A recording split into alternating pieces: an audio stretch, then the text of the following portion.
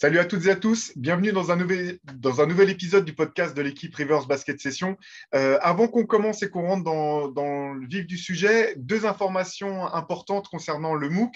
Alors malheureusement, notre imprimeur a eu un problème de pénurie de papier, ce qui a retardé légèrement l'impression de ce numéro, mais vous inquiétez pas, ça va partir avec simplement 2-3 jours de retard, ce qui fait que le début des expéditions débutera en fin de semaine prochaine. Et la bonne nouvelle dans tout ça, c'est d'une part que les premières pages et les photos qu'on a vues sont vraiment très belles, donc ce numéro s'annonce magnifique. Et l'autre chose, c'est que si vous ne l'avez pas encore précommandé, on a aussi étendu un petit peu la durée des précommandes. Donc, vous pouvez aller sur Basket Session dès à présent et profiter des frais de port offerts pour toute la France métropolitaine pendant encore quelques jours. Donc voilà, si vous n'avez pas encore jeté un coup d'œil sur ce numéro, je vous encourage à aller jeter un œil sur Basket Session dès maintenant. Vous trouverez toutes les informations importantes. Ça, c'était pour le petit préambule. Et maintenant, voilà ce qui nous mène, la raison pour laquelle on se retrouve cette semaine, comme toutes les semaines précédentes, c'est que je suis rejoint par mes camarades Shai Mamou et Antoine Pimel, les deux fines plumes de Rivers et de Basket Session, pour parler d'une chose intéressante, voilà, qui nous a attiré l'œil, c'est qu'on dirait que le printemps ou l'été en avance cette année, parce qu'on vit un mois de mars tout à fait brûlant, avec des perfs offensives assez folles en ce moment. Donc voilà, on a décidé de parler un petit peu. Qu'est-ce qui se passe en ce moment? Est-ce que c'est les défenses qui se sont endormies et qui font encore un peu d'hibernation? Est-ce que c'est des performances dont on se rappellera encore dans 15 ans, dont on parlera à nos petits-enfants? Voilà un petit peu ce qui va nous animer aujourd'hui. Mais tout d'abord, comment ça va les gars? Est-ce que vous êtes, ouais, c'est quoi, pleine forme, la tête dans le guidon? C'est quoi l'état de forme du moment là? Moi, j'ai surtout hâte que les playoffs commencent, là, parce que comme chaque année, Yes.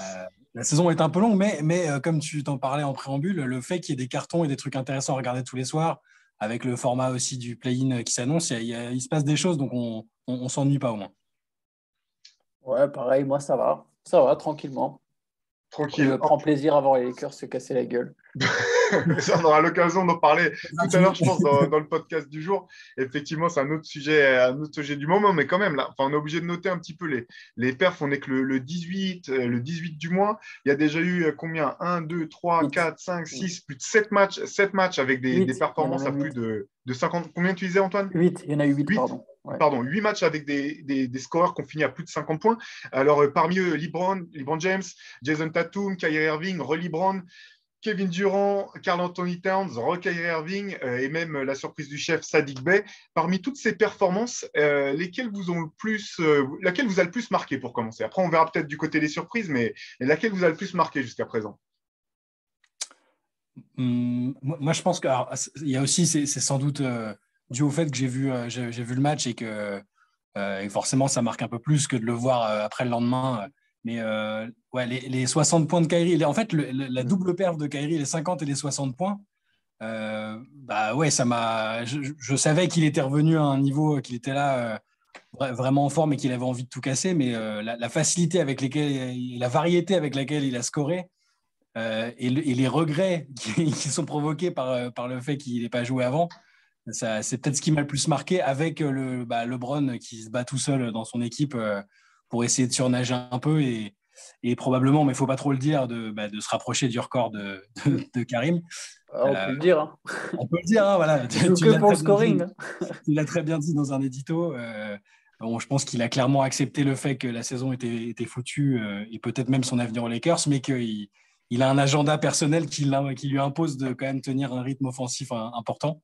Donc ouais, moi, c'est ces deux-là, même si toutes les autres perfs ont été intéressantes à analyser, mais ces deux-là en particulier, moi, m'ont marqué. Pour moi, c'était pareil. Kyrie, c'était pour tout ce qu'il y a autour. Bon, et parce que ça permet de se souvenir aussi que c'est quand même Ouais. un joueur de basket assez exceptionnel. Euh, un, Ce qui était intéressant, c'était ce qui est né après sa perf. Evan Fournier a tweeté sur le fait que Kyrie était sans doute le joueur le plus skilled de tous les temps et qu'il n'y avait peut-être même pas débat. Et c'est intéressant parce que je pense qu'en tout cas, c'est vrai que Kyrie il est très très haut dans la liste des joueurs skilled. Voilà, au niveau technique, c'est quand même exceptionnel. Et il y avait aussi les 56 points de LeBron parce que voilà, marquer 56 points à 37 ans contre les Warriors pour faire gagner une équipe dégueulasse, c'est quand même vraiment vraiment fort de sa part. Et sinon, pour en donner une autre par rapport à Shai, les 60 points de Karl Anthony Towns, je trouve qu'ils sont intéressants. Ça marque vraiment ça faisait 22 ans qu'un pivot n'avait pas mis autant de points. C'est très rare, il n'y a que 5 pivots dans l'histoire qui ont atteint la barre des 60 points. Robinson, Shaq, Kat, Mikan et Chamberlain, évidemment.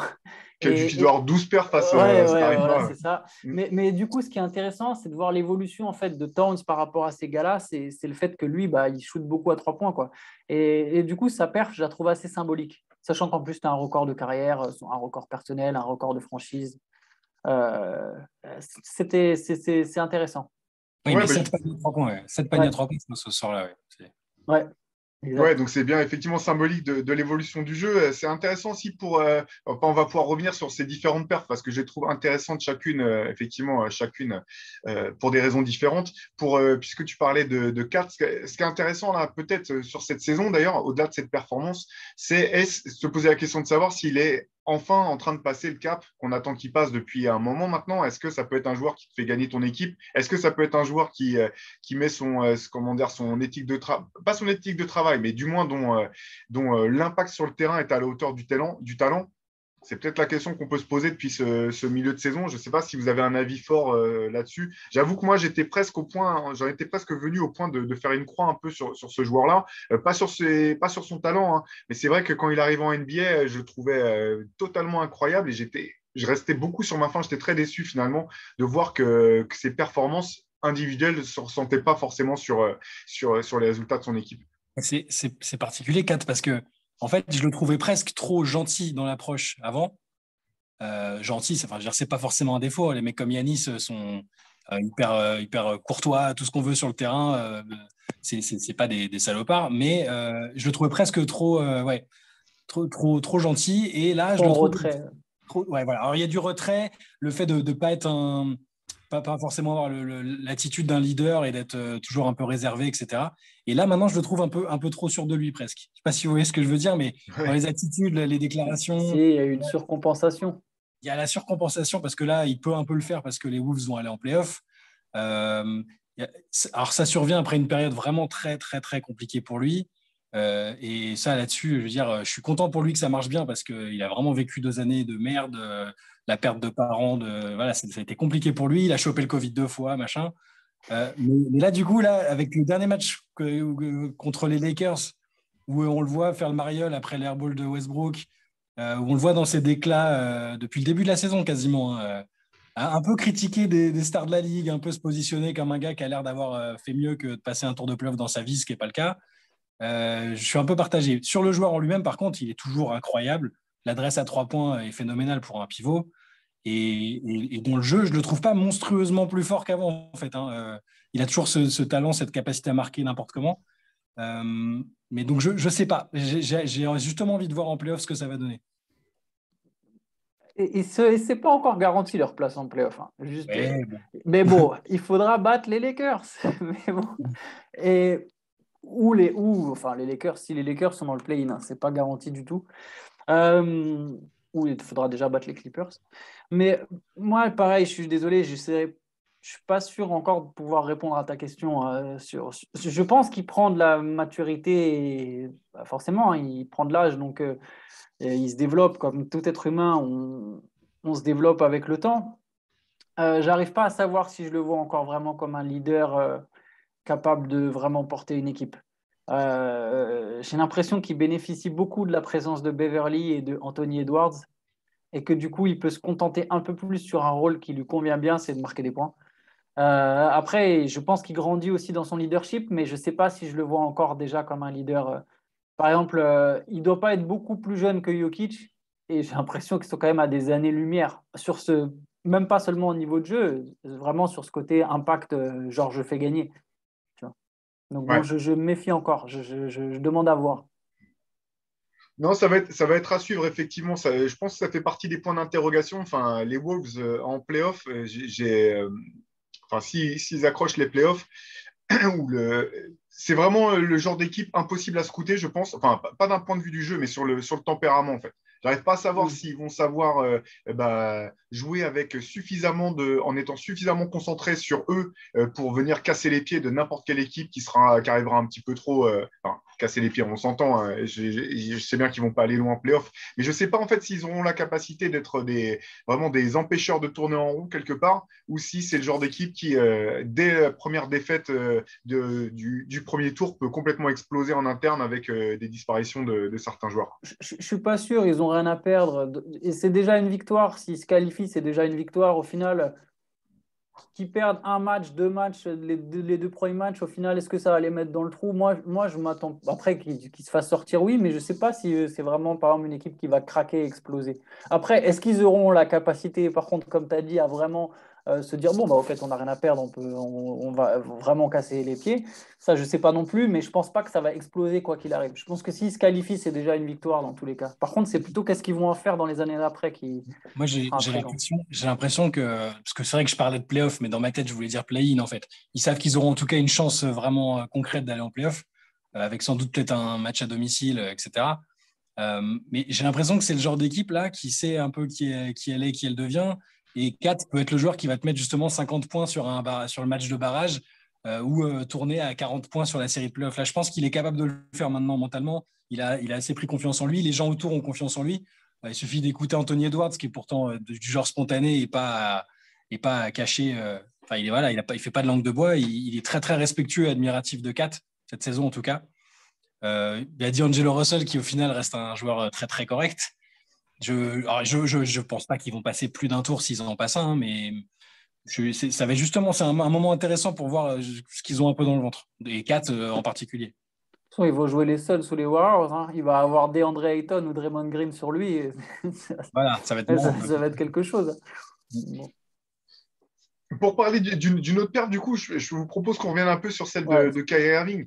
Moi, ce que j'ai trouvé vraiment impressionnant finalement dans sa perte, c'est vraiment les points du début, en fait. C'est 25 ou 30 premiers points, parce que au- sur ce début de match, il cherche pas à faire un carton, en fait. Il continue à lâcher la balle, il joue son jeu normal, en fait. C'est simplement, il se met à ne pas rater. Après, sur la deuxième mi-temps, c'est différent. Là, clairement, il va chercher les 60 points, il reste sur le terrain alors que le match est plié et il sort pile quand il en met 60. Mais c'est vrai que sur le début de match, c'est quand même impressionnant de maîtrise, même si ça reste, désolé Shai, mais que Orlando en face qui s'est repris une deuxième pilule de genre moins d'une semaine plus tard face aux Pistons. Mais, euh, mais c'est vrai que sur le débat que lançait un petit peu Evan est pas inintéressant, parce que sur la variété de mouvements offensifs que Kyrie a pu montrer, ne serait-ce que sur ce match-là, bah, voilà, c'est vrai que ça reste un des joueurs les plus techniques, les attaquants les plus variés en fait dans sa façon de jouer, du moins.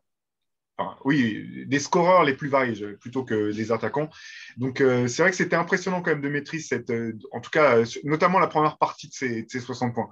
Mais c'est intéressant de voir aussi ce qu'on englobe dans les skills, parce que il y a le maniement du ballon, et là, Kyrie, c'est difficile de mettre quelqu'un au-dessus de lui, parce qu'il a justement pu s'inspirer de gens qu'il a vus avant. Bien sûr. Tout absorbé, et il n'y a pas une seule chose qu'il ne sache pas faire sur ce plan-là. La variété de finition, la façon dont il joue avec les angles et les effets pour finir près du cercle, c'est incroyable.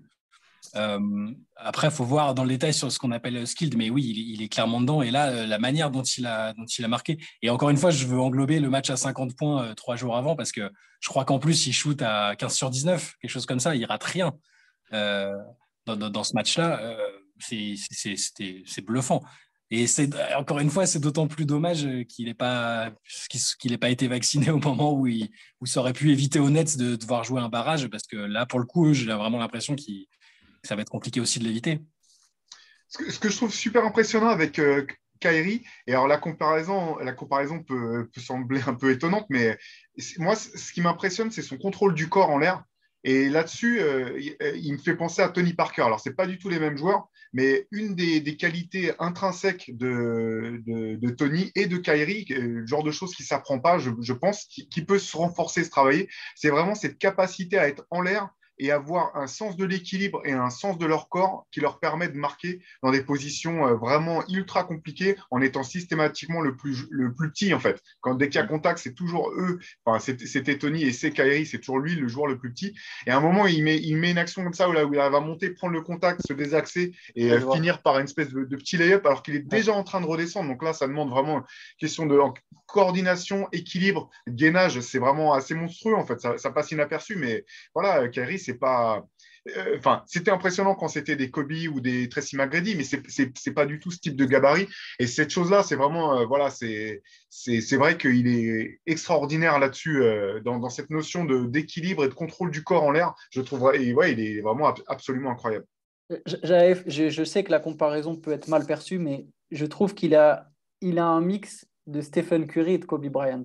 Alors, c'est dit comme ça, je comprends qu'il y a des gens qui vont sauter au plafond en se disant mais de quoi il parle. Mais en fait, il a ce côté, le ball handling, changement de direction, plus le tir, voilà, qui est très meneur moderne. C'est intéressant ce que tu ajoutes du coup avec Tony Parker, parce qu'effectivement, il y a aussi un peu de ça. Et il a aussi un peu de Kobe ou un peu de Jordan, chacun le voit comme il veut, ça dépend de la génération.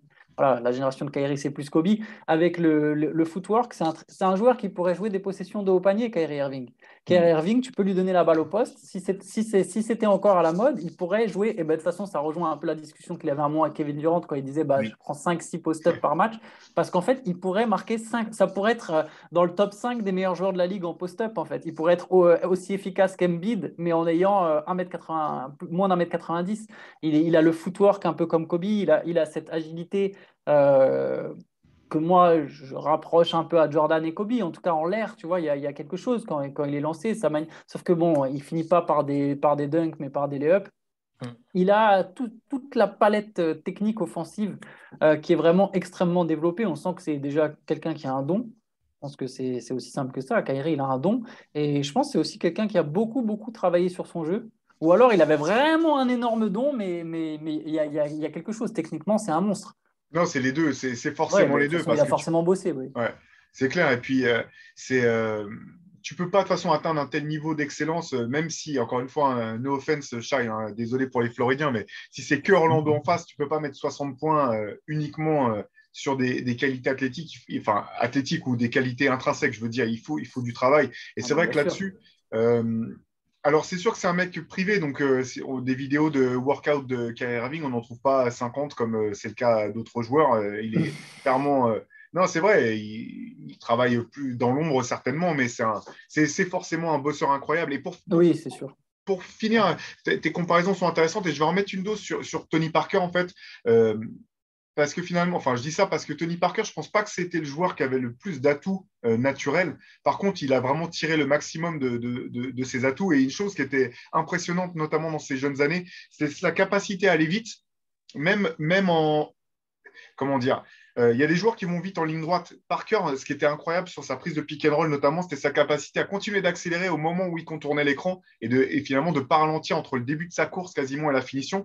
Et Kyrie, il a un petit peu la même chose dans ses changements de direction en étant ultra près du sol et à continuer d'avoir cette espèce de vitesse continue qui fait que c'est quasiment impossible de le suivre sur le dribble parce qu'il est dans ses changements de direction, fin d'intention, etc., les petites hésitations sans vraiment ralentir. Et pour la finition même, ce dont je parlais tout à l'heure, là, cette capacité à vraiment avoir un contrôle de soi jusqu'à la finition qui fait qu'il peut marquer dans des positions vraiment incroyables, notamment combien de fois on le voit partir ligne de fond, alors qu'encore une fois, c'est quand même un petit gabarit, et arriver à trouver la manière de se déhancher ou se décaler pour pouvoir finir par un lay-up, ouais, il est incroyable là-dessus. Il est incroyable là-dessus, ça c'est clair. Par contre, c'est vrai que alors c'est pas pour mettre un bémol, hein, parce que les 60 points, encore une fois, il faut les mettre, mais sur ce match-là, les Nets avaient marqué 86 points en première mi-temps. C'est vrai que là, tu n'es pas loin de la faute. Enfin, là, j'attends que l'arbitre rentre et siffle faute flagrante à toute la défense d'Orlando parce que c'est quand même assez catastrophique, quoi. Après, il met 50 aussi contre les Hornets. Après, c'est pas bon, c'est pas non plus une énorme défense, hein, Non, non, mais t'as raison. c'est pareil, c'est pas une très grande défense en NBA, mais il- Non, ce match-là aussi, il était ultra impressionnant. Vraiment, ouais. il ratait rien, il était facile. Puis voilà, Ouais. tu as toujours cette impression qu'il force pas et qu'il n'est pas fatigué après, quoi. Faut dire qu'il a du temps de repos. Il peut se reposer entre les matchs aussi, hein. C'est le joueur à mi-temps, c'est vrai. Mais par contre, ça me fait penser, alors un peu rien à voir, mais enfin, les Nets, il va y avoir un premier tour absolument monstrueux en fait, parce que bon alors ils peuvent encore accrocher la sixième place, mais c'est très tendu. Ils ont 3 victoires de retard sur les Raptors et les Cavaliers qui sont égalités en 6 et septième. Les Nets peuvent doubler les deux, mais bon, ça me semble peut-être un peu compliqué. Donc, s'ils jouent le play-in, ils sont bien partis pour jouer Miami ou Milwaukee au premier tour, quoi. Ça serait vraiment une série. Il y aurait forcément un favori au titre qui sort dès le premier tour. Je viens De toute façon, de les playoffs percuter, à j'avais l'Est, pas fait gaffe. Mais... les playoffs à l'Est, ça va être Non, mais partout, c'est ce que je disais tout à l'heure. incroyable. C'est rare que, je sais pas, chaque année ou presque, on a l'impression que c'est un peu, et même quand ça se finit pas comme ça, parce que l'année dernière, c'était une année surprenante au final, mais on a toujours l'impression qu'il y a voilà, les forces bien établies, on sait à peu près qui on va retrouver, etc. Et là, c'est ultra, ultra open. Ouais, ouais, ça va être. Les 8 équipes de l'Est sont. Même Par contre, Toronto. Bah, j'annonce ouais. que s'il joue Miami, il y a peu de chances qu'il claque un match à 60 points ou qu'il y ait 86 points de marqué des Nets à la mi-temps. Kyle Lowry, Jimmy Butler, Bam Bam, Adebayo. PJ Tucker, je pense Ouais. que sans basculer dans le numéro bad boy qui est derrière moi sur les fautes flagrantes et les coups de coude dans les dents, hein, je Ouais. pense qu'il y a un moment où le spectacle va s'arrêter un peu, quoi. Passera au second plan. Voilà, Et ça sera. Il y a un Sur le joueur qui va total, être en tout cas. Pas sacrifié sur- pour. peut-être pas sur les actions, mais sur le total de points à la fin du match, je pense il y a peu de chance, quoi. mais on parle de Kyrie et de son 60 et 50 points, de ses 60 et 50 points, mais dans l'équipe, il y a aussi KD qui a mis 53 points contre les Knicks entre les deux, enfin quasiment autour de cette même perf. Donc les Nets sont quand même deux joueurs théoriquement capables de faire des matchs comme ça sans donner l'impression de tout donner. C'est ce qui est flippant et ce qui était flippant quand il y avait Harden aussi, en fait. Hein. Et ils n'ont C'est toujours pas leur fort. équipe au complet, quoi. Et ils l'auront pas. Je pense qu'ils l'auront pas. Je pense que Ben Simmons, il va pas jouer. De la saison, tu penses? Ouais, je pense. C'est mal parti. Il a un problème au dos. Là, on a fait un article cette Les nerfs semaine du dos. où on relayait ce qui se disait un peu. Il y a deux médecins assez réputés qui ont travaillé dans les entourages NBA, dans les staffs, qui disaient qu'avec le type de blessure qu'il avait, ça leur semblait compliqué quand même qu'ils reviennent pour les playoffs et que c'était même pas recommandé, quoi. Mais en fait, même s'il est prêt, même s'il était prêt, s'il n'y avait pas eu vraiment une vraie période avant d'acclimatation, je pense qu'ils ne l'enverront pas au charbon comme ça. T'imagines, il n'a pas joué depuis les playoffs où il a été pointé du doigt. Là, il va être super attendu, super suivi. Il revient de blessure, tu n'es pas à 100%, tu es tout de suite sur un match-up avec Miami ou Milwaukee. Moi, je pense que la sécurité, ils vont même pas le faire jouer pour qu'il ne soit pas exposé à ça. Tu vois, qu'il ne soit pas exposé à tout ce qui pourrait se passer si ça se passe mal. Et que du coup, bah, autant le mettre au chaud et se dire, bon, bah, c'est pas grave, l'an prochain, tu reviens, tu es jeune, on mise sur toi sur le futur, il est sous contrat. Moi, je pense qu'il va pas jouer. Je pense qu'il va pas jouer de la saison. Parce que de toute façon, ils savent que même avec Kyrie, Kevin Durant, Seth Curry, la Marcus Aldridge, si ça se passe bien, ils peuvent aussi aller au titre même sans Ben Simmons, tu vois. Donc, je pense honnêtement qu'ils vont pas le faire jouer.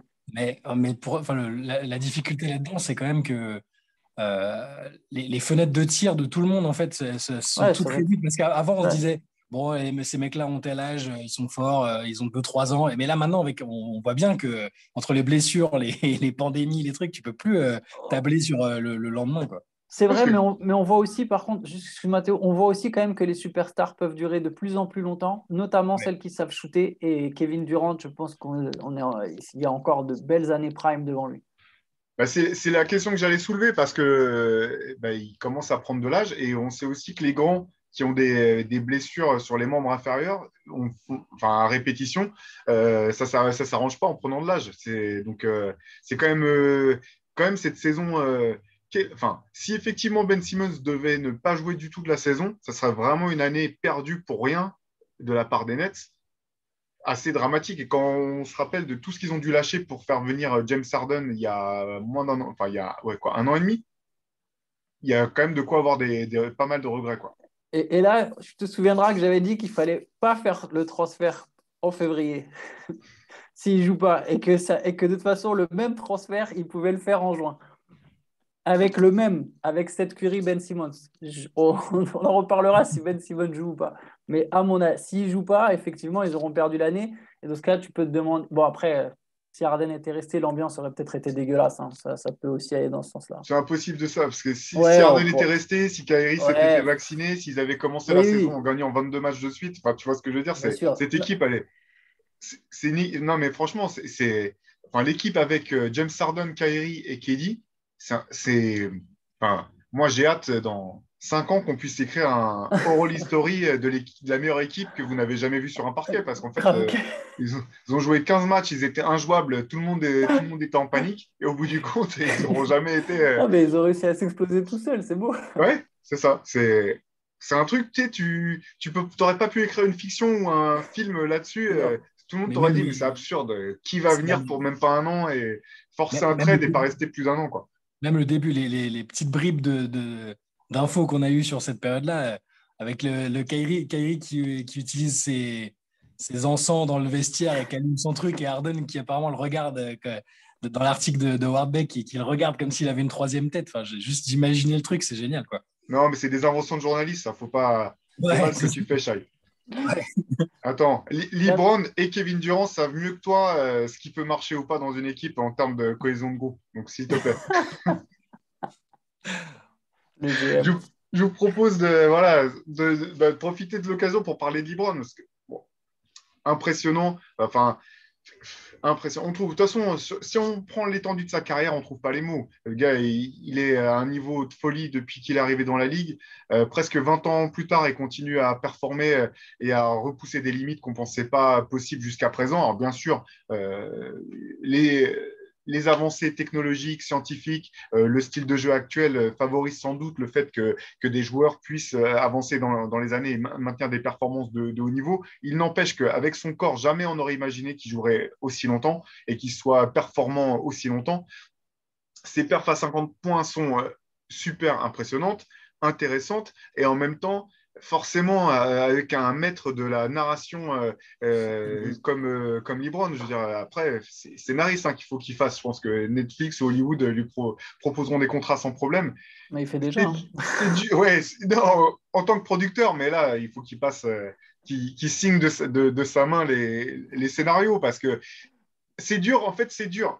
Enfin, les deux sont pas incompatibles, mais en tant que fan de sport, eh ben, c'est incroyable. Et en même temps, c'est dur de ne pas avoir en arrière-pensée, de se poser la question de savoir s'il n'y a pas aussi une volonté de faire bifurquer un petit peu l'arc narratif de la saison qui devait être sur LeBron va gagner un autre titre avec les Lakers, sur ah bah LeBron est encore trop fort, mais l'équipe qu'il a autour de lui ne lui permet pas d'avoir les résultats qu'il devrait avoir.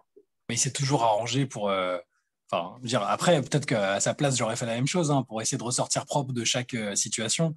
À part The Decision, où il a pris cher dans la tronche pendant quelques mois jusqu'à ce qu'il finisse par gagner, il arrive toujours ouais, à retourner un peu l'histoire dans son sens. Et ça n'enlève, comme tu dis, ça n'enlève strictement rien au fait que ce qu'il arrive à faire avec autant de kilomètres au compteur, c'est flippant. Mais il faut aussi bien regarder les performances dans leur ensemble et voir que ce qu'il donne du côté offensif, il l'abandonne totalement de l'autre côté. Et il y a Ah des oui, ça fait un moment. situations que je pensais pas voir chez un joueur comme ça où il abandonne complètement le repli, mais pas une fois, 8 fois, et où il n'a pas exactement le comportement qu'on attend en termes de bon, dignité, c'est peut-être un peu dur, mais même si l'équipe elle est à la ramasse, je trouve qu'il n'arrive pas à assumer et à être en soutien des joueurs qui sont autour de lui en fait. Il a pas non plus fait des déclarations horribles sur tel ou tel joueur, mais il y a toujours ce côté, écoutez, je suis impuissant, je fais ce que je peux.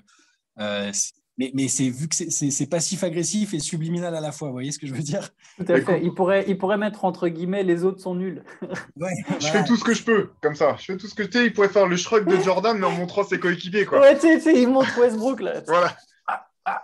Mais sans dire ouvertement mon équipe n'est pas au niveau. Mais là, enfin, il œuvre de façon à ce qu'on se dise, quand il va demander son trade à la fin de la saison, ce qui est possible, hein, qu'on dise bah oui, bah écoutez, regardez, il est encore tellement fort et l'équipe est tellement merdique qu'il est bien obligé de faire ça. Enfin, et il va garder l'image à peu près immaculée qui est la sienne depuis toujours. Et le truc, c'est que s'il n'était que joueur, en fait, ça serait relativement, enfin, pas compréhensible, mais je pourrais voir le truc. Mais ce qui est dur, en fait, dans le cas de LeBron là-dessus, c'est qu'on sait très bien que si aujourd'hui, il y a s'il y a Russell Westbrook dans son équipe, et c'est pas pour blâmer Russell Westbrook, on pourra en parler après du cas Westbrook, mais en gros, si cette équipe est aussi mal construite, c'est en grande partie de sa faute. Quelque Et lui part, te ça, dit je que pense que non, c'est un secret de hein. Polichinelle. Enfin, J'ai un truc là-dessus.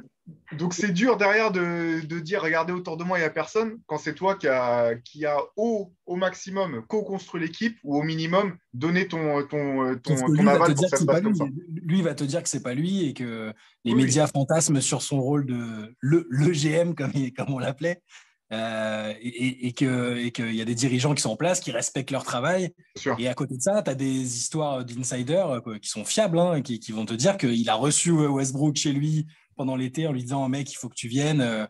Il y a On des va vidéos allumer. Instagram de lui en train de fumer des cigares avec Westbrook. C'est-à-dire que non, c'était juste entre stars. Voilà. Mais il y a d'autres choses. Si on rejoint le scénario, ce qui est déjà, c'est très fort effectivement le fait qu'il arrive toujours à enfin, je pense que c'est un il au pluriel avec toute son équipe. C'est pas que LeBron. Ils sont très forts pour orienter la narration. La manière dont ils construisent des scénarios, c'est très fort. Ce que je trouve encore plus fort au final, c'est que il y a, au final, toute une partie du public n'arrive pas à le voir, tu vois, et n'arrive pas à voir toute cette scénarisation. Et pour Westbrook, il y a là, sur le changement de scénario, donc je pense que tout le monde a bien acquis qu'effectivement, enfin en tout cas, que voilà, ça a beaucoup circulé, que LeBron a fait le forcing pour avoir Westbrook. Du coup, maintenant, il y a un nouveau truc qui sort, c'est que LeBron avait fait le forcing aussi pour avoir DeRozan. Ça, c'est un truc qui a été relayé par Chris Haynes, qui est quand même un journaliste très reconnu, qui est respecté, qui a beaucoup de très bonnes sources, et qui est très proche de certains joueurs, très proche de Lillard, proche de LeBron. Et donc, c'est un peu pareil, ça fait partie du scénario, parce que en réalité, DeRozan, ils auraient pu l'avoir que via un sign and trade. Donc ça, c'est une rumeur qui tourne comme quoi LeBron aurait mis le forcing sur la direction et la direction au final n'aurait pas voulu. Mais en fait, c'est pas cohérent. Si tu regardes de près, c'est pas cohérent parce que donc ça pouvait se passer que après la draft. Et eux, ils ont déjà recruté Westbrook, fait le transfert sous l'impulsion de LeBron avant la free agency. Donc de toute façon, c'était pas possible cette histoire de DeRozan. Tu sens que c'est un peu le scénario que là on essaye de pousser sur la fin de saison. Ah bah tiens, maintenant on va pousser ce scénario de LeBron il voulait DeRozan. N'oubliez pas que LeBron il voulait DeRozan. LeBron il voulait DeRozan. Les Lakers ils n'ont pas voulu, mais c'était pas possible. C'était pas possible en voulant Westbrook, parce que LeBron et Davis ont fait le forcing. Et même DeRozan s'ils l'avaient fait venir, alors ils auraient eu effectivement une meilleure équipe. Mais il faut savoir qu'ils n'auraient pas non plus eu de marge pour recruter, parce que Anthony Davis et LeBron James et Talen Horton-Tucker, trois clients Club Sport, ils prennent une place considérable dans la masse salariale des Lakers, en fait. Donc il y a tous les scénarios, c'est ce qui fait à la fois le charme de sa carrière et ce qui aussi le rend parfois désagréable au possible, quoi. Ouais, là où il a raison, en fait, c'est que là où il a raison, c'est qu'on oublie les contextes et que Oui, bien sûr. dans 15 ans, on regardera ses stats, on dira incroyable. Et a encore C'est mis ça. 56 points alors qu'il était déjà autant avancé dans sa carrière. Donc, d'un point de vue historique et personnel, il a raison. Ce qui est un peu dommage, effectivement, c'est que c'est dommage finalement de un joueur comme lui. Sa carrière n'est pas terminée, hein.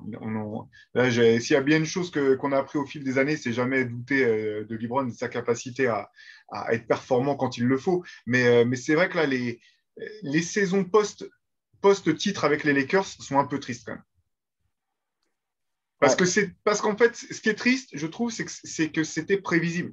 C'est que, voilà, Antoine avait déjà sorti un drapeau à sa fenêtre et lancé des fumigènes dès que l'annonce du trade a été annoncée. Mais on voyait que c'était quand même un pari, alors pour être gentil, risqué, et sinon un pari perdu d'avance si jamais on veut être un petit peu objectif. Quand on connaît à la fois le style de jeu de Westbrook, le moment de sa carrière dans lequel il était, l'âge de LeBron et la propension de Anthony Davis à se blesser. Je veux dire, quand on met bout à bout tous ces éléments, c'était quand même sacrément dangereux de faire ce pari-là, quoi. Après, on peut même remonter à plus tôt et se demander le timing et la composition du trade de Davis. Est-ce qu'ils n'auraient pas pu, en Ils ont repoussant. gagné un titre quand même. Là, ils ont gagné un titre. Non, mais ils ont gagné un titre, mais après, faudra peut-être que dans d'autres conditions, ils auraient pu pérenniser et pas être juste bon une saison et catastrophique le reste. Enfin, après, il sera temps de faire l'autopsie plus tard, parce qu'à mon avis, ça va bouger à l'intersaison, mais voilà. Non, mais tu as raison de souligner ça, Charlie. Mais c'est vrai que finalement, je me dis, si l'objectif de chaque équipe qui est engagée, c'est de gagner le titre, limite presque tous les sacrifices sont justifiables si tu arrives à tes fins, en fait. Oui, puis c'est le casting autour, en fait, qui pêche plus que. Parce que Davis-LeBron, c'est quand même un sacré duo, quoi. Sauf qu'après, bon, voilà, tu as un joueur qui est de plus en plus vieux et qui, du coup, se blesse un peu plus et qui défend plus, et Ouais. un autre qui se blesse souvent. Mais dans l'idée, le duo, il est très fort. C'est autour, en fait, qu'ils ont mal géré. C'est tout autour. À chaque fois, ils font les mauvais choix. Enfin, de toute façon, la franchise est mal gérée, hein. Je suis désolé pour les Lakers, mais alors je pense pas que LeBron va partir. Je pense que battre le record de Karim sous un maillot des Lakers, ça a peut-être encore plus de poids. Je pense que le jeu, la course des bagues, il l'a déjà délaissé. Il a gagné, qui finissent à 4 ou 5, je suis pas sûr. Bon, ça change toujours quelque chose, mais je pense que comme tu as dit Théo, de toute façon, les contextes, ils s'oublient et que le débat, il est plus sur les bagues vis-à-vis de Jordan. Il a bien, enfin, on est sur d'autres trucs. Je pense qu'à un moment où tu dépasses Karim Abdul-Jabbar ou que tu deviens le premier joueur de tous les temps à 40 000 points, 10 000 rebonds, 10 000 passes et que tu le fais sous un maillot des Lakers, ça peut, au niveau poids historique, c'est pas mal. Je pense qu'ils jouent sur d'autres choses. Mais les Lakers, en tout cas, enfin, pour finir ma pensée, les Lakers, je pense que ça va pas aller en s'arrangeant tant que cette équipe, la franchise est mal gérée. Jenny Bush, elle est conseillée par à la fois Kurt Rambis, la femme de Kurt Rambis, qui a un vrai poids dans les décisions, et Phil Jackson, qui, on a bien vu, est complètement dépassé. Et à côté de ça, par Rob Pelinka, on sentait que ça allait être catastrophique, Pelinka. Il y a eu le titre qui a fait comme si, mais déjà dans sa gestion, c'était déjà pas bon. Il peut dire merci au fait que. Alors voilà, après, les Lakers savent trouver de temps en temps des talents, mais c'est clairement une franchise qui n'est pas très bien gérée. Je pense que le meilleur argument pour que LeBron termine aux Lakers, au-delà de ceux que tu as avancés, Antoine, c'est le fait que la conférence Est soit devenue si forte. Parce Oui, que, pareil, en termes toujours de storytelling, il aurait pu se permettre un ultime retour à Cleveland. Je pense que c'est la seule destination, enfin, je me trompe peut-être, hein, mais d'un point de vue de narration, c'est la ouais. seule destination possible encore pour lui dans sa carrière, à moins qu'il joue la carte Brownie et se dire, bon, Oui, mais bah, c'est quand ça. mon fils va dans une équipe NBA, moi, je signe pour le minimum dans son équipe NBA pour jouer avec lui, à la rigueur, si on veut, comme une espèce de, un petit peu comme une astérix, un truc que tu rajoutes à la fin, un post-scriptum de sa carrière. Mais le fait qu'il y ait autant d'équipes dangereuses dans la conférence Est, à l'heure actuelle, fait qu'effectivement, si tu reviens à Cleveland et que derrière, tu ne peux pas aller au bout, qu'est-ce que tu ajoutes vraiment à ta legacy, à ton héritage? C'est vrai que c'est certainement peut-être plus fort de rester aux Lakers et d'essayer d'accrocher cette franchise-là à ton identité, quoi. Moi, la manière dont il s'est comporté autour du All-Star Game et même maintenant, je ne parierais pas tout de suite sur le fait qu'ils soient encore là l'année prochaine parce que je me demande si même à un moment les Lakers vont pas se mettre à considérer que c'est bénéfique pour les deux de se séparer.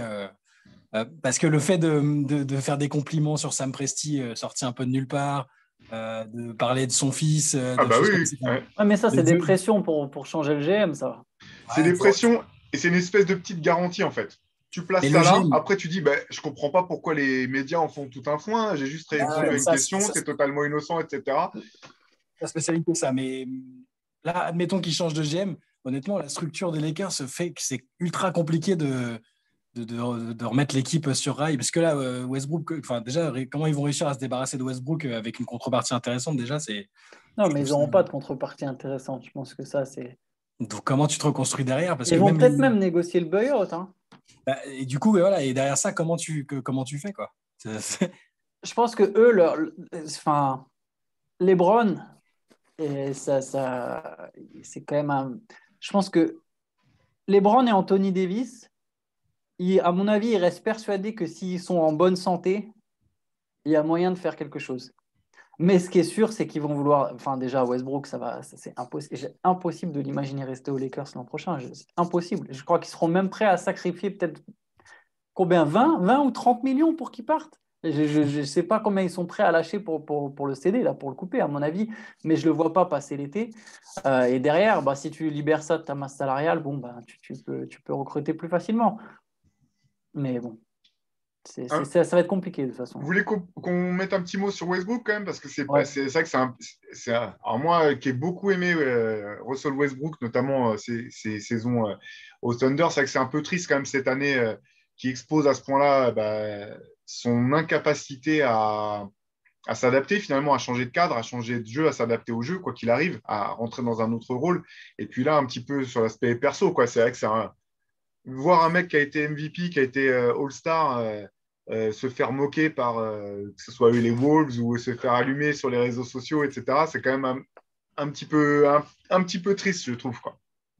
Je sais Bah, pas ce que vous en pensez, Shai. moi, contrairement à toi, alors Westbrook, c'est un joueur que j'adore regarder. C'est-à-dire que c'est au niveau adrénaline, spectacle, dans son prime, c'était incroyable. Après, c'est un joueur que j'aime pas personnellement, juste sur le plan du basket. J'ai toujours plus vu ses limites, notamment en playoff quand il jouait au KC, etc. C'est pas le joueur qui me plaît, mais par contre, c'est un joueur très spectaculaire. Mais là, voir un ancien MVP, futur Hall of Famer qui fait des saisons en triple-double de moyenne, etc.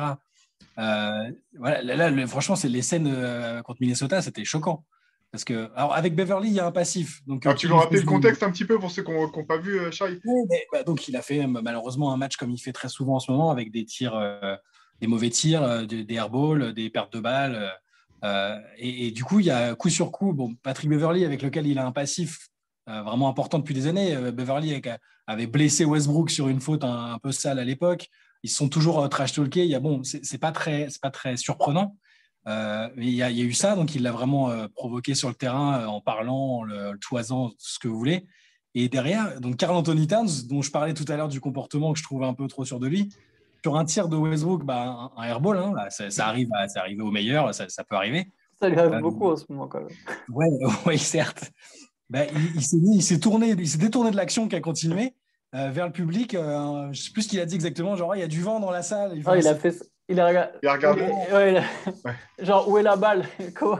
Ouais, il parlait en même temps et tout. Enfin, je trouve ça terrible. Et du coup, ça s'est étendu aux fans parce que avec l'histoire du fait que sa famille et lui sont menacés sur les réseaux, etc. Je ne sais pas si vous avez vu, il y a aussi un mec qui s'est filmé en train de l'appeler. Donc le gars était courtside, hein, sur le match précédent des Lakers. Il l'appelle, il lui fait Westbrook, Westbrook, I love you. Je suis ton fan. Et donc Westbrook se rend compte que le mec dit Westbrook, qu'il ne dit pas Westbrook. Et il vient le voir et il vient le confronter. Comment tu m'as appelé? Et donc les mecs se permettent de l'interpeller comme ça en face. Enfin, ils ont vite fait marche arrière quand il est arrivé face à face quand même. Mais ils ont quand même osé le faire. Je trouve ça fou en fait. Westbrook, c'est un mec qui a toujours divisé. Sauf qu'à l'époque où il était fort, en fait, il y avait déjà une grosse partie de haters de Russell Westbrook. Et j'ai l'impression que ces gars-là, quelque part, prennent leur revanche et ils savourent parce que du coup, là, il est au fond du trou. Et il y a, si tu veux, l'acharnement qu'il y avait déjà avant, mais là, il est encore plus fort et le ressenti est différent parce que Westbrook est effectivement en galère. Je suis partagé, moi. Il y a des trucs, le fait de se vexer pour le Westbrook, alors pas les gars qui l'appellent Westbrook et qui derrière font ah non, non, Ouais. Russell Westbrook, mais juste le fait qu'apparemment ce surnom, il n'apprécie pas ce surnom, etc. Je vais faire mon Stephen A. Smith, mais frère, t'es le pire shooter de la ligue, quoi, pour reprendre exactement les mots qu'a dit Stephen A. Smith. Donc, ça, le Westbrook, je le comprends. Par contre, je trouve effectivement, j'ai rarement vu une superstar ou ex-superstar être autant pris à partie, même par des joueurs, enfin pas par tous les joueurs bien sûr, mais on sent qu'il y a une espèce de, voilà, que ce soit les médias, les fans, certains joueurs. Après, Kat, il s'en est pas pris qu'à Westbrook sur ce match-là, hein. Il a aussi, je dirais pas l'insulte qu'il a dit à LeBron James, mais il a aussi bien secoué LeBron. Je pense qu'il risque de la regretter un jour, celle-là. Ouais, Parce que LeBron, il a une mémoire d'éléphant. Ouais, je peux te dire, oui, exactement. Et LeBron, pour le coup, est influent. J'ai l'impression que Kat est en mission contre les mecs qui ont été sceptiques du Covid ou qui ont montré du moindre scepticisme vis-à-vis du Covid. Il y a une espèce de revanche.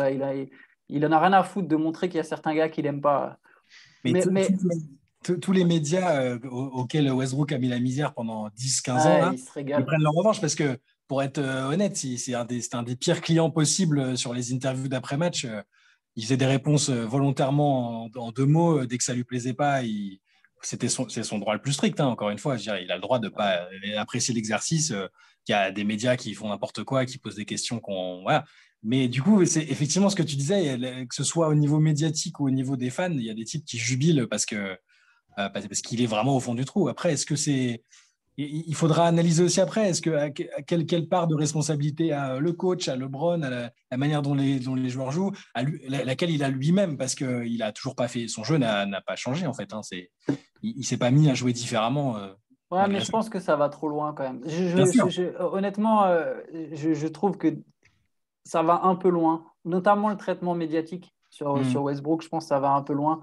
Je pense qu'à un moment, c'est juste, OK, on a compris, il est nul cette saison. Bon, bah, Puis c'est pas lui. tu vois, on souligne, et en fait, la moindre perte de balle ou le moindre airball après, parce que c'est les Lakers, parce qu'il joue dans l'équipe de LeBron et parce que c'est un ancien MVP, donc ça joue, c'est un ancien MVP. Et le moindre airball va être scruté, décrypté, va tourner sur les réseaux sociaux. Il y a des joueurs pires que lui en NBA. Je pense que Russell Westbrook, il n'est pas complètement fini. Juste que voilà, Russell Westbrook, c'est un mec qui est fait pour jouer dans d'autres styles d'équipe et qui a un style de jeu qui fait que tu ne pourras pas aller chercher un titre et que voilà, comme on l'a dit 100 fois, c'était une erreur d'aller le chercher. Après, ce qui est un peu surprenant, c'est qu'il a l'air de, comment dire, il a presque l'air de découvrir qu'il est clivant maintenant, en fait. Et il se dit, enfin, comme s'il ne savait pas qu'il avait signé chez la plus grosse équipe qui gagnait 40 briques par mois et que ça allait forcément déclencher des. Russell Westbrook, il ne suit pas la NBA, les gars. Pour de vrai, il ne suit pas la NBA, Russell Westbrook. Il ne sait pas ce qui se passe. Déjà, il ne connaît pas, et je vous jure que ce n'est pas une blague que lui-même le dit, il ne connaît pas la moitié de ses adversaires. Il ne regarde pas de basket. Il ne sait pas ce qui se passe, les mecs. Alors Lui, ça, il vient, il joue. ça participe probablement du problème parce que ça, Oui, c'est à ce niveau-là, tu es obligé de connaître un petit peu ce qui se passe en face. Mais c'est vrai que je partage votre avis. Je pense qu'il y a deux choses. C'est d'une part, il y a clairement un acharnement qui est en grande partie dû effectivement à son attitude qui a souvent été même condescendante envers les médias parce qu'il y a différentes manières. Tim Duncan ne parlait pas beaucoup aux médias.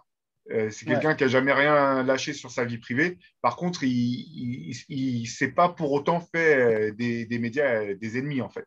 Donc, il y a ça d'une part.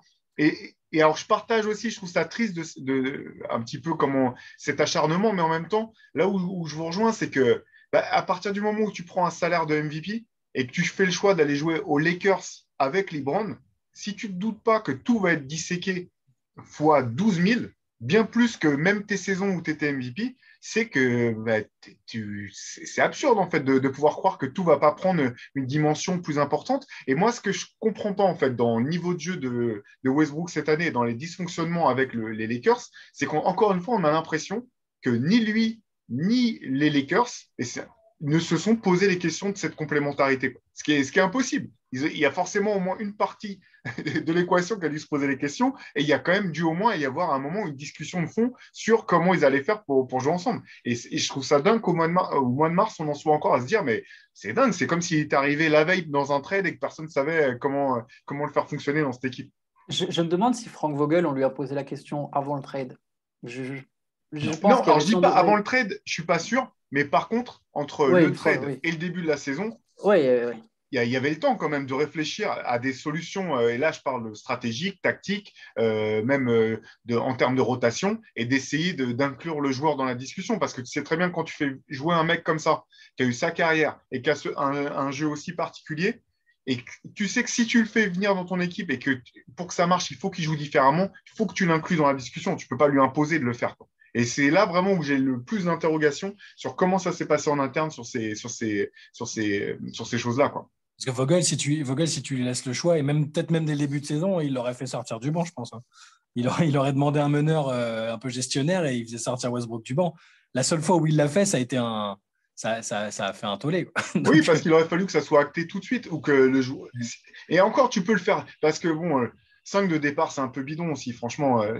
c'est pas le 5 le plus important au bout du compte. Et tu as d'autres manières de gérer les rotations. Tu peux le faire rentrer tout de suite et ensuite, voilà, attendre quelques minutes, faire remplacer par quelqu'un d'autre. Ce qui est dingue, c'est que bon après, enfin, c'est dingue.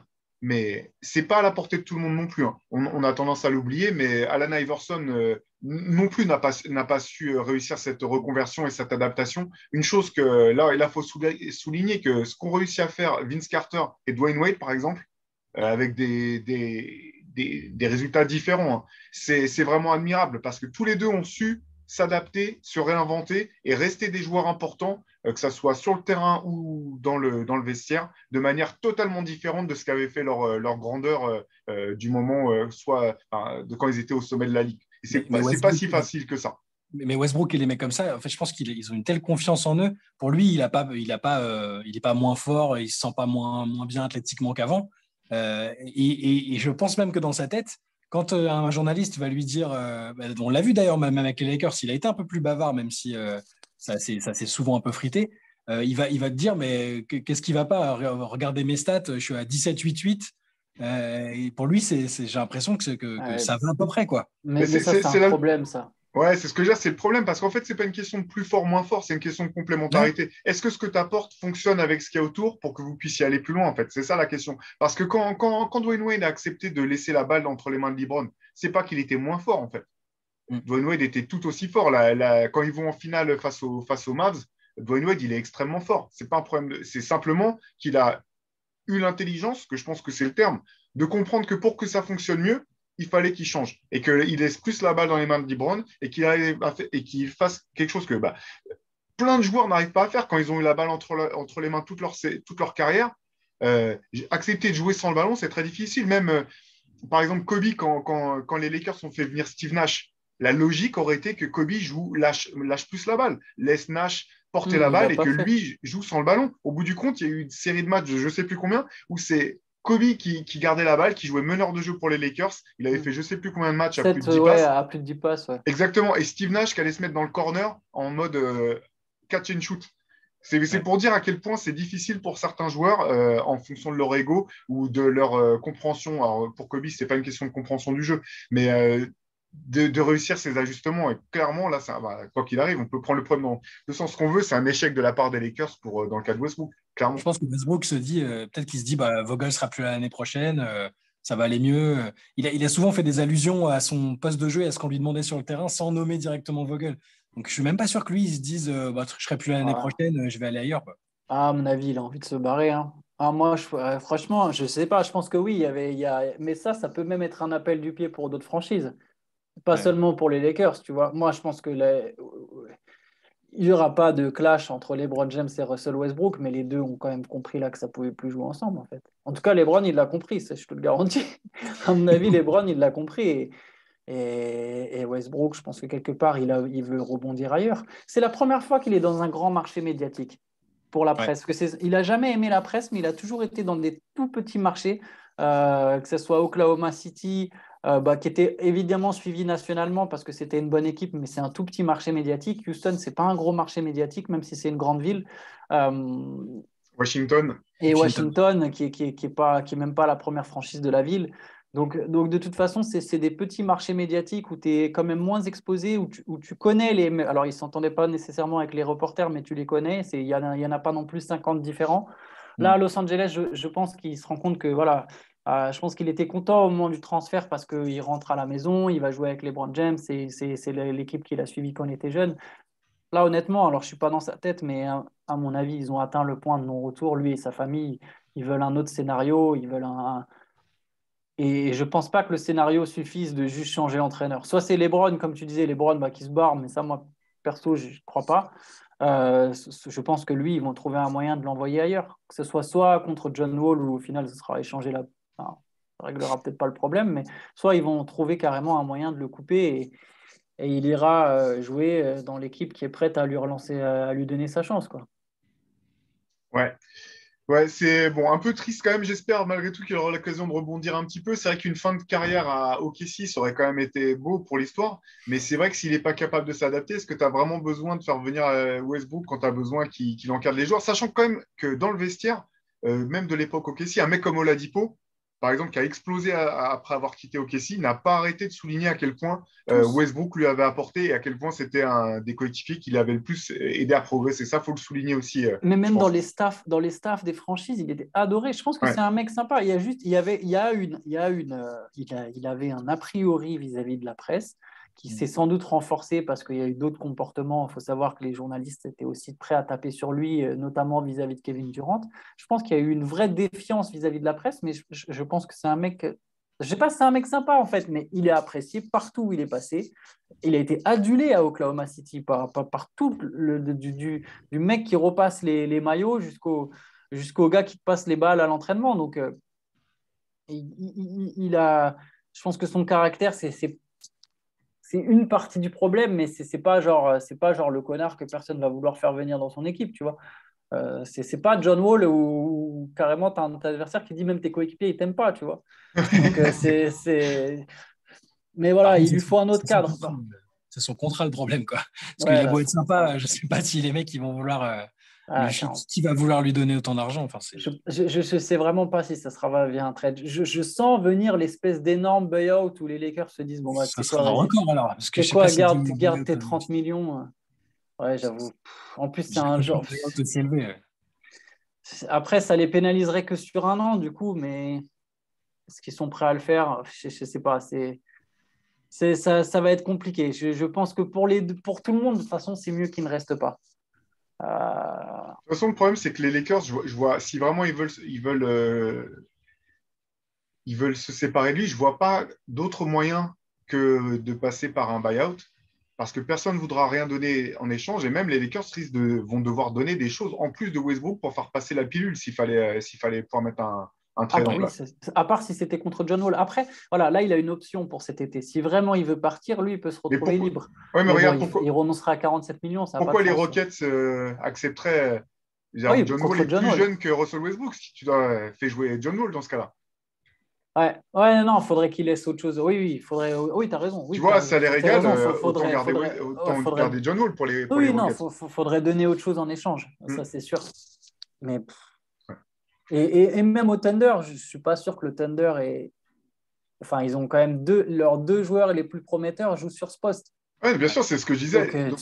Sauf s'il venait en rôle de mentor, tu vois, c'est ça la question encore où on en revient à ce problème de s'adapter. Est-ce qu'il serait capable de s'adapter à ça ou pas? J'ai l'impression que quand à l'heure vous disiez sortir du banc dès le début de la saison, je pense qu'il aurait typiquement eu la même réaction que Carmelo Anthony à l'époque où on avait le débat, où Carmelo disait mais attends, mais ça va pas, et qu'au final aujourd'hui Carmelo Anthony il a compris, au bout d'un moment il a compris par la manière forte en étant écarté pendant un an que ah non ok je suis un joueur du banc. Et je pense que Russell Westbrook, est-ce que là c'était suffisamment fort pour qu'il se dise ah oui c'est vrai en fait moi je suis plus ça. Mais là ce qui était magnifique c'était pas la réponse. C'était sa surprise qu'on lui pose la question. Ouais, qu'on lui pose la question. Ouais. Ça, c'était le plus beau parce que tu savais que ça allait être la première question qu'elle allait être posée en conférence de presse ou pas loin. Et de lire son étonnement dans ses yeux, c'était assez beau, quoi. Ouais. Après, comme tu disais, hein, c'est normal, c'est dur. Tu as été au top toute ta vie depuis que tu as 15 ans.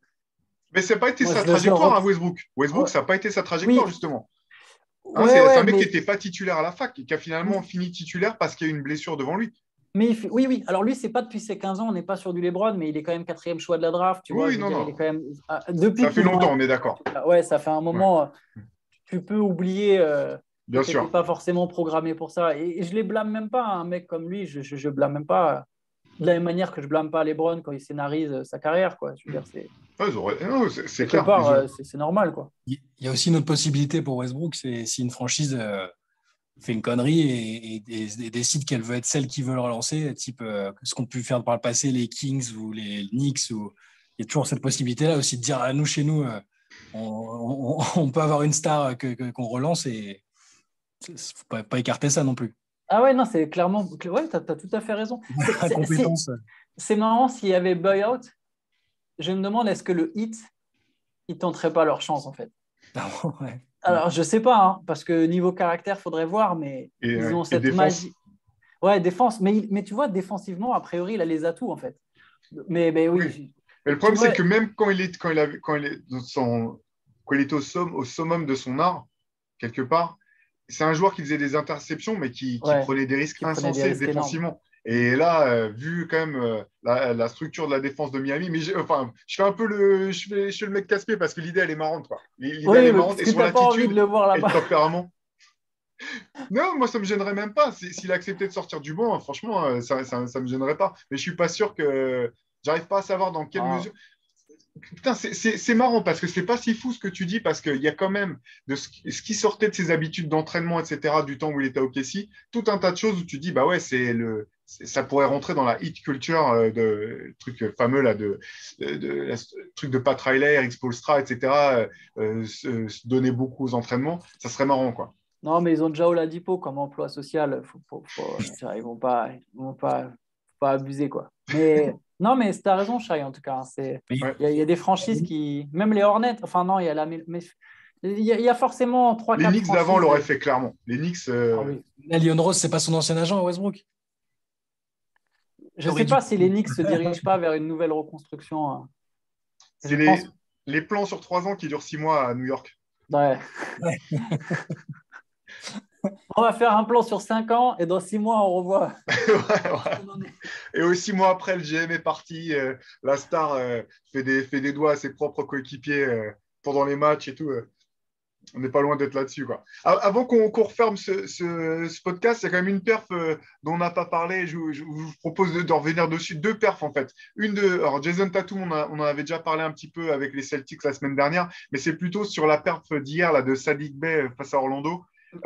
C'est quand même la plus étonnante du mois hein, dans ce mois de folie. Qu'est-ce que vous en faites, vous, de cette perf Shai, tu avais l'air d'avoir un avis tout à l'heure quand on en parlait un petit peu hors Non, mais micro.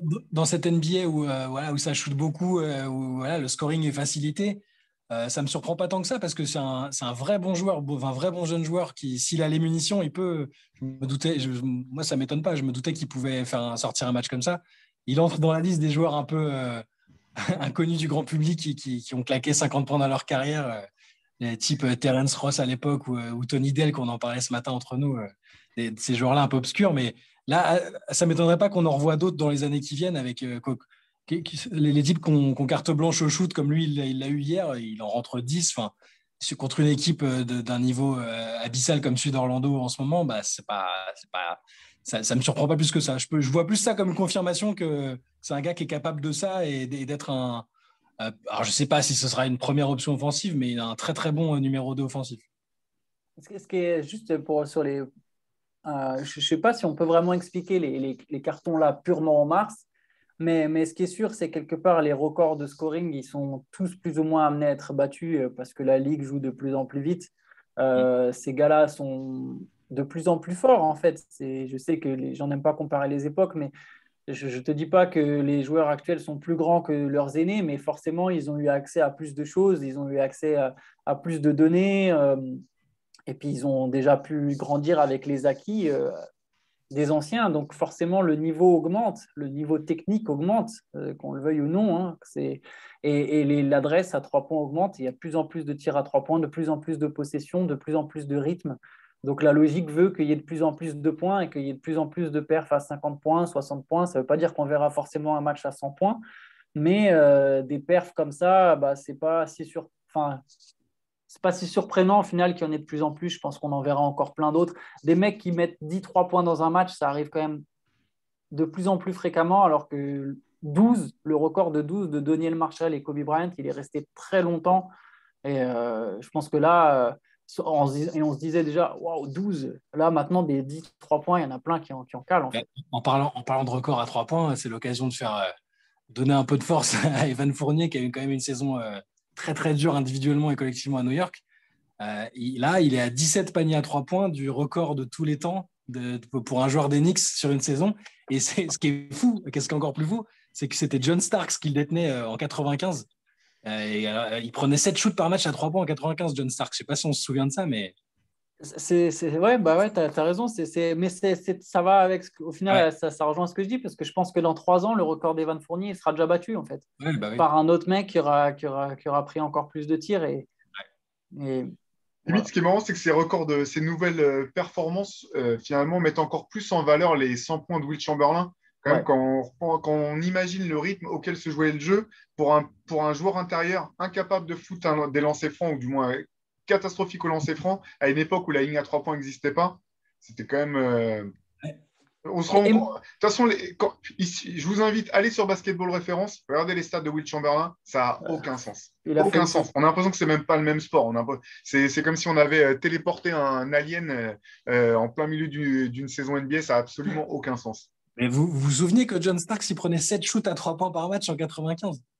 Malheureusement, j'ai été traumatisé par tous ceux qu'il a ratés dans le quatrième carton en 94. Donc, Mais ça m'a bluffé j'accepte. parce que justement, les records dont on parle avec Antoine et qui parlait de la tendance, les records, ils ont 10 ans max ou 5 ans et ils ont tendance à être battus presque tous les ans. Mais un record de 95 sur juste une saison de Non, c'est panier. fou. Ouais.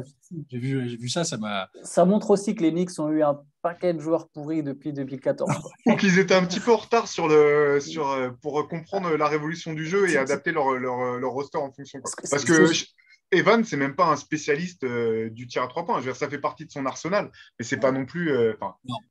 Mais c'est ce que je disais ce matin. En fait, Melo, c'est une honte qu'il n'ait pas ce record, en fait. ça montre tu vois, ça montre encore une fois le décalage. C'est exactement ce que tu viens de dire, le retard. Tu vois, de la même manière qu'il n'avait pas vu venir qu'il allait décliner. Si à la place de prendre les 30 tirs à mi-distance qu'il prenait au Knicks, il avait pris la moitié à 3 points, déjà il aurait calé des matchs à plus de 70 et il aurait tous ses records au Knicks, c'est sûr, tu vois. Mais non, c'était le mec, quand Stephen Curry a lancé la révolution, Melo il jouait encore ses isolations à 5 mètres. Et les Knicks sortaient au premier tour. Enfin, Bon, bah, un podcast qui termine sur le fait qu'on gaze les Knicks, alors que ça n'avait absolument rien à voir avec la thématique du jour. Je pense que c'est le moment de dire qu'on va rendre l'antenne. magnifique. Voilà, bah, c'est tout pour nous cette semaine. Encore une fois, si vous n'avez pas précommandé encore le prochain numéro de Rivers spécial 2003, vraiment, on vous parle de toute cette révolution qui a pris place en 2003. Allez sur Basket Session, vous trouverez tous les liens. Et puis nous, on vous donne rendez-vous la semaine prochaine pour un nouvel épisode du podcast. D'ici là, portez-vous bien. À plus tard. Ciao. Ciao.